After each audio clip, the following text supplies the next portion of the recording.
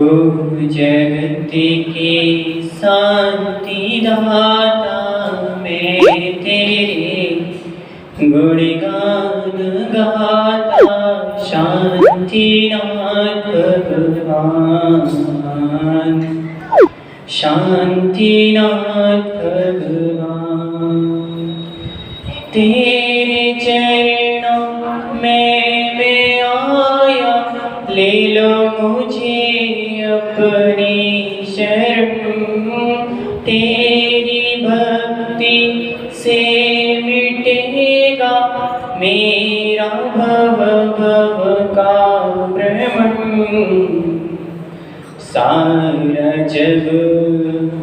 सारा जग तेरी ही महिमा काहे करता स्तवन। शांतिनाथ भगवान, शांतिनाथ भगवान। जय अनंत सिद्ध परमेष्ठी भगवान की, 1000 श्री शांतिनाथ भगवान की, परम पूजनीय श्री 61 विमल सागर जी महाराज की, परम पूज्य तपस्वी सम्राटाचार्य श्री 61 सन्मति सागर जी महाराज की, परम पूज्य गणाचार्य श्री 61 विराग सागर जी महाराज की, अहिंसामय जैन धर्म की।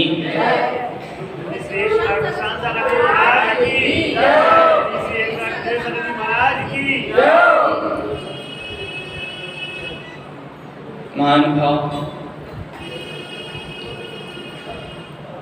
कल किस विषय पे चर्चा की गई थी, याद है आपको? किस विषय पे की गई थी? भ्रूण हत्या पे। कि जो माँ यदि भ्रूण हत्या करा लेती है वो माँ कहलाने के लायक नहीं है। ऐसी ही एक माँ थी, उसका एक बेटा था। दोबारा जब वो गर्भवती हुई तो उसकी बेटी थी। उसने परीक्षण करवाया तो उसको बेटी थी, लेकिन उसको किसकी चाय थी? बेटी की चाय थी। इस कारण से वो गर्भपात कराने के लिए तैयार हो गई। वो अपने कमरे से तैयार होती है अस्पताल जाने के लिए। कमरे में अकेली थी और खड़ी होती है, आगे बढ़ती है तो एक आवाज आती है। क्या आवाज आती है? एक आवाज आती है, माँ। तो वो चौंक जाती है, चारों तरफ देखती है कि अरे कमरे में तो और कोई है नहीं, ये आवाज कहाँ से आई? फिर आवाज आती है, माँ मेरी बात सुनो। फिर वो देखती है कि मेरा बेटा भी यहाँ नहीं है, ये आवाज आखिर आ कहाँ से रही है?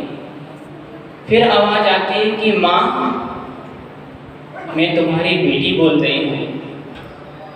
फिर वो अपनी आंखें बंद करती है और अपने अंदर ही अंदर उस बेटी से बात करती है। तो वो बेटी अपनी माँ से कहती है कि माँ मुझे भी जन्म लेने दो, मेरी हत्या मत करो। मुझे अच्छी अच्छी चीजें खिलाने की जरूरत नहीं है। मुझे तू जैसा रूखा सूखा भोजन देगी मैं उसमें ही अपनी जिंदगी गुजार लूंगी। कहती है मुझे नए नए कपड़े पहनाने की भी जरूरत नहीं है, तू जैसे कपड़े फटे पुराने देगी मैं उसे पहन लूंगी। मुझे पढ़ाने लिखाने की भी जरूरत नहीं है।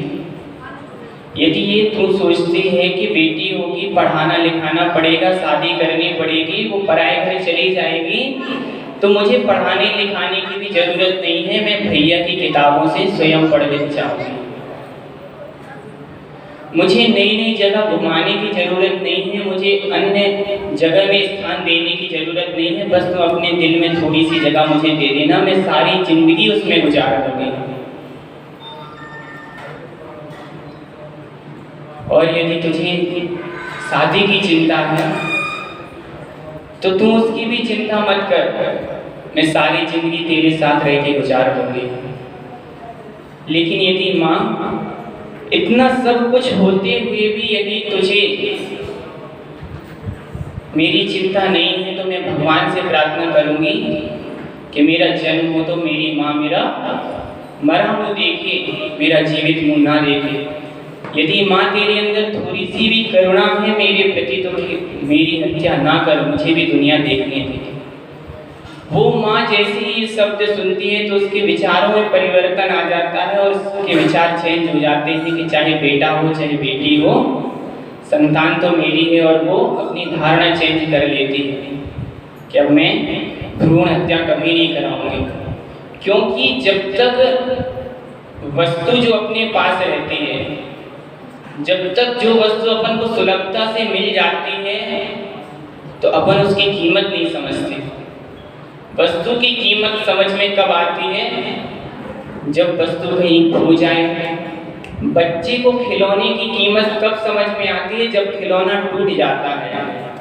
व्यक्ति को अपने रिश्तेदारों की कीमत कब समझ में आती है? जब वो रूठ जाते हैं या चले जाते हैं। माता पिता की कीमत कब समझ में आती है? जब तक वो घर में रहते हैं तब तक माता पिता बच्चों की कीमत समझ में नहीं आती है, लेकिन जिस दिन उनका स्वर्गवास हो जाता है और जब वो अकेले रह जाते हैं तब समझ में आती है कि माता पिता की कीमत क्या होती है।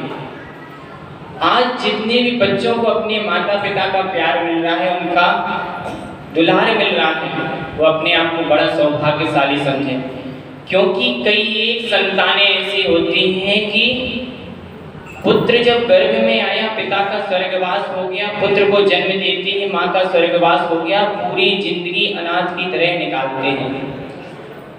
तो उन बच्चों से जाकर के पूछो कि बेटा माता पिता की कीमत क्या होती है, वो बच्चे तुम्हें बताएंगे कि माता पिता की कीमत क्या होती है। लेकिन आजकल कई व्यक्ति ऐसे स्वार्थी होते हैं। एक दिन हमने कहा था कि माँ कैसे मिलती है? माँ कैसे मिलती है? पसंद से मिलती है कि पुण्य से मिलती है? और पत्नी कैसे मिलती है? पसंद से मिलती है कि पुण्य से मिलती है? माँ पुण्य से मिलती है और पत्नी पसंद से मिल सकती है। आजकल तो अक्सर अगर पसंद से ही मिलते हैं, पहले तो माता पिता अपने हिसाब से देखते थे और शादी करवाते थे, लेकिन आज की दृष्टि के अनुसार पत्नी पसंद से मिल सकती है लेकिन माँ पुण्य से मिलती है। तो इसलिए कहते हैं कि पसंद से मिलने वाले के चक्कर में आकर के आप पुण्य से मिलने वाले को कभी मत छोड़ना। लेकिन कई एक व्यक्ति ऐसे होते हैं जो जान जान के भी अनजान बनते हैं। एक बेटा था, उसकी माँ जब उस बेटे का जन्म हुआ तो उसकी एक आंख क्या थी? खराब थी, मात्र एक आंख से उसको दिखता था। तो उसकी माँ को देख कर के बहुत दुख हुआ कि मेरा बेटा और उसकी जन्म से ही एक आंख खराब है। तो वो डॉक्टर से बोलती है कि क्या इसकी आंख सही नहीं हो सकती? तो वो डॉक्टर बोलते हैं कि हाँ हो सकती है, यदि किसी दूसरे की आंख इसको लगा दी जाए। तो वो माँ कहती है कि मेरी आंख इसे लगा दो, मैं तो अपनी जिंदगी एक आंख से भी काट लूंगी, लेकिन मेरे बेटे को कोई देखेगा तो ये नहीं कहने पाए कि ये क्या है, एक आंख से अंधा है। क्या बोलती है? एक आंख से अंधे को काना है, कि ये काना है, कोई इसे ऐसा नहीं कह पाए। और उस माँ ने अपनी आंख उस बच्चे को लगवा दी और मेहनत मजदूरी करके उसको पढ़ाया। खुद भूखी रहती थी लेकिन उसको पूरा खिलाया। खुद फटे पुराने कपड़े पहनती थी लेकिन उसको नए नए कपड़े दिए। और उससे कोई तमन्ना नहीं रखी थी, मात्र केवल इतनी सी तमन्ना रखी थी कि जब मेरा अंतिम समय आए तो बेटा मुझे भगवान का नाम सुना देना, और जब मैं इस दुनिया से चले जाऊं तो मैंने जो आज तुझे नए नए कपड़े पहनाए हैं, मुझे नए नए कपड़े नहीं चाहिए, मुझे केवल एक कफन तो उड़ा देना और अपने बेटे होने का फर्ज निभा देना। किसी माँ ने अपने पुत्र के लिए लिखा है, मेहनत मजदूरी करके मैं तुझको पढ़वाती थी, नए नए कपड़े लाकर तुझको पहनाती थी, अंत समय में तू मुझको नमकार सुना देना, अर्थी पे मेरी बेटा कफन तू उड़ा देना, बेटा है तू अपनी माँ का दुनिया को बता देना, माँ का कर्ज चुका लेना। तो अपने बेटे से कहती है कि बेटा मैंने मेहनत की, मजदूरी की और तुझे पढ़ाया लिखाया बड़ा किया, आज इस योग्य बनाया है। मैं तुझसे और कुछ नहीं चाहती, केवल तेरा 2 पल का साथ चाहती हूँ। और जब मेरे प्राण जाएं निकलें तो तू मुझे नमोकार मंत्र सुना देना और उसके बाद मेरी अर्थी पे कफन सजा देना, बस और कुछ नहीं चाहिए मुझे तुझसे। लेकिन कई बेटे इतनी कृतज्ञ होते हैं कि अंत समय भी अपनी माँ के पास नहीं आ पाते हैं। उस छोटे से बालक को जिसको आंख लगवाई थी, उसको मेहनत मजदूरी करके पढ़ाया लिखाया बड़ा किया, उसकी शादी करवाई और पसंद से मिलने वाली के लिए उसने पुण्य से मिलने वाली को छोड़ दिया, बाहर गया, अच्छी नौकरी लग गई, वो और उसकी पत्नी उसके साथ रहते थे, माँ गांव में रहती थी।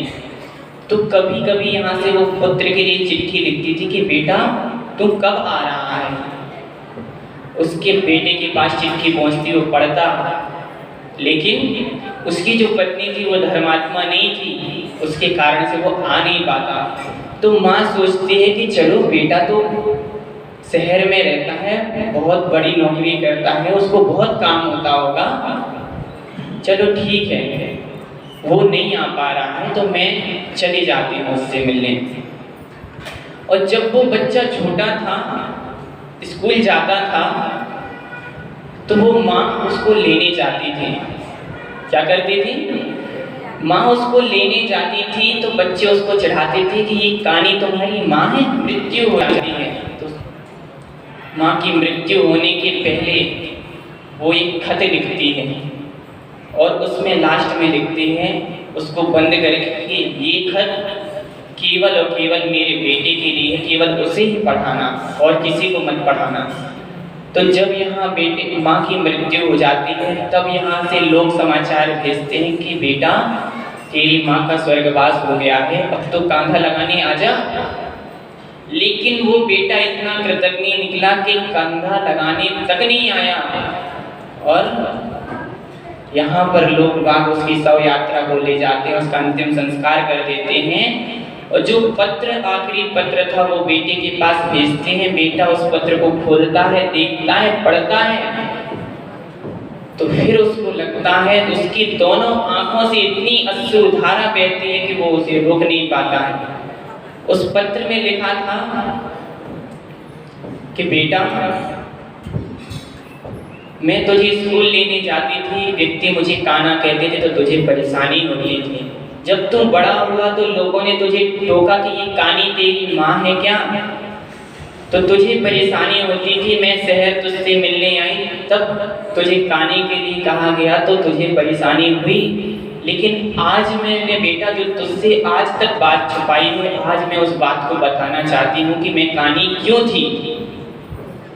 कि बेटा जब तेरा जन्म हुआ था तो तेरी एक आंख खराब थी, लेकिन मैंने सोचा कि मेरे बेटे को कोई काना नहीं कर पाए, इसलिए मैंने अपनी आंख तुझे लगवा दी थी। तो तुझे विश्वास नहीं हो तो उसने डॉक्टर का पता लिख दिया था, उस डॉक्टर के पास जाकर के पूछ लेना।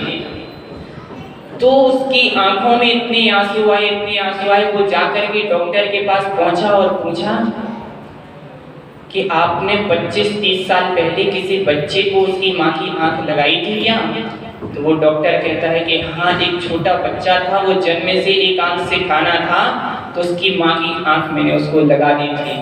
फिर उस बच्चे को कीमत उस माँ की महसूस होती है, क्योंकि जब तक जो वस्तु आसानी से मिल जाती है उसकी कीमत नहीं होती, लेकिन जब वो वस्तु अपन से बिछुड़ जाती है, चली जाती है, तब उसकी कीमत महसूस होती है। तो वो बेटा तो बाद में रो रहा था, लेकिन अब पछताए होगा जब चिड़िया चुग गई, अब पछताने से कुछ नहीं होने वाला।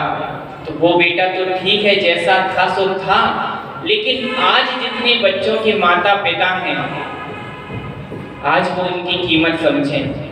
माता पिता जैसा निर्देश देते हैं, यूं कहें कि आंख बंद करके उसको स्वीकार कर लें। क्योंकि कोई भी माँ अपने बच्चे का बुरा नहीं चाहती है। तो जिनके पास माता पिता मिले हैं, जिनको मिले हैं, उनका अच्छा सम्मान करें, उनकी हर बात माने, बने तो उनकी अच्छी से अच्छी सेवा करें। इसी में आपका कल्याण होगा। जय बोली परम पूज्य गुरुदेव बनाचार्य विराट सागर जी महाराज जी की।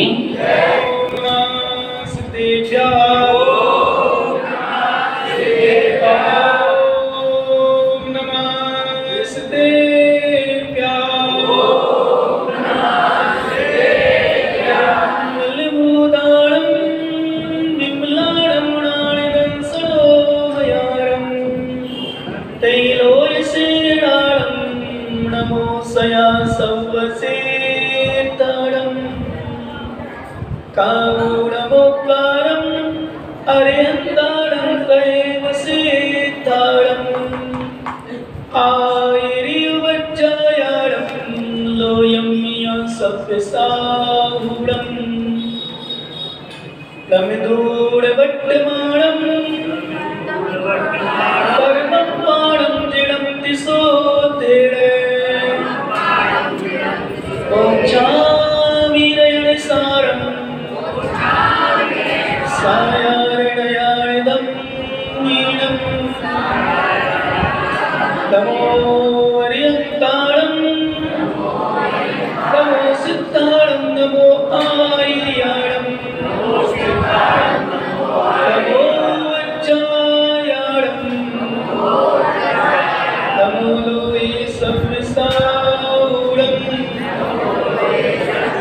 अनंत परम सिद्ध भगवान की एक जगह श्री आदिनाथ भगवान की, एक जगह श्री चंद्रप्रभु भगवान की, एक जगह श्री श्रेयांशनाथ भगवान की, एक जगह श्री चिंतामणि पारसनाथ भगवान की।